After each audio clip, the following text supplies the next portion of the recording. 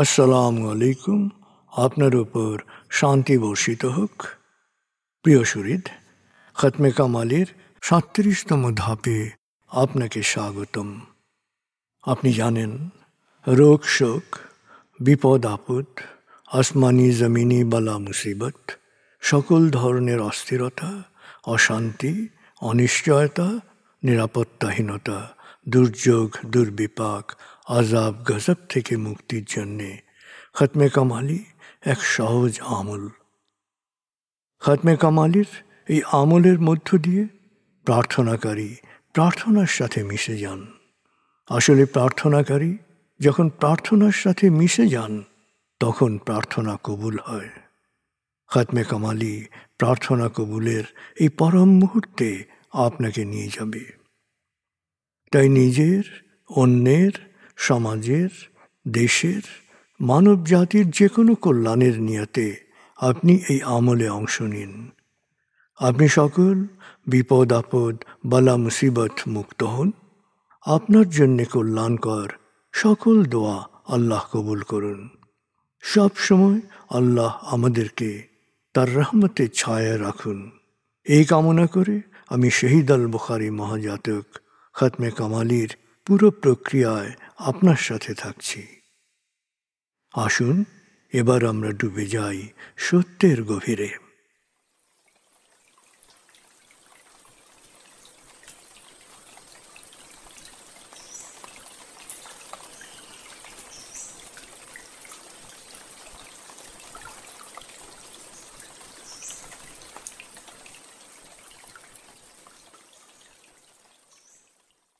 হে আল্লাহ, বিতাড়িত শয়তান থেকে আমি তোমার আশ্রয় প্রার্থনা করছি। দয়াময় মেহেরবান আল্লাহর নামে। আয়াতুল মুলক। হে আল্লাহ, সকল ক্ষমতার মালিক, তুমি যাকে ইচ্ছা ক্ষমতা দান করো, যাকে ইচ্ছা ক্ষমতাচ্যুত করো, যাকে ইচ্ছা সম্মানিত করো, যাকে ইচ্ছা অপমানিত করো। তুমি সর্বশক্তিমান, সকল কল্যাণ ও মঙ্গলের আধার। তুমি দিনকে ছোট করে বড় করো রাত, আবার রাতকে ছোট করে বড় করো দিন।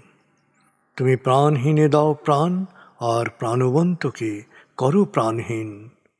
তুমি যাকে চাও বেহিসাব রিজিক দান করো। সূরা আলে ইমরান আয়াত ২৬-২৭। আয়াতুল কুরসি। আল্লাহ ছাড়া কোনো উপাস্য নেই। তিনি শাশ্বত, চিরঞ্জীব, বিশ্ব প্রকৃতির সর্বসত্তার ধারক। তিনি তন্দ্রা নিদ্রাহীন, সদা সজাগ, মহাকাশ ও পৃথিবীর সব কিছুর মালিক।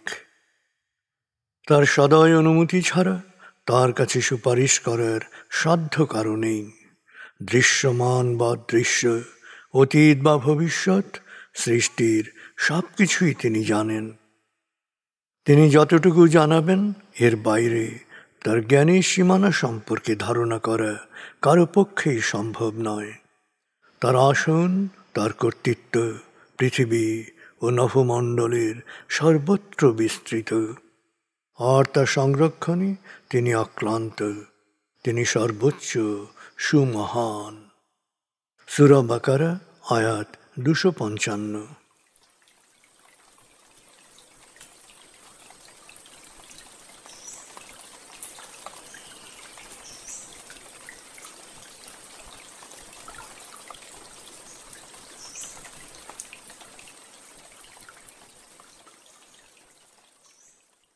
আসুন আমরা ধীরে ধীরে ডুবে যাই হৃদয়ের গভীরে নবী প্রেমে।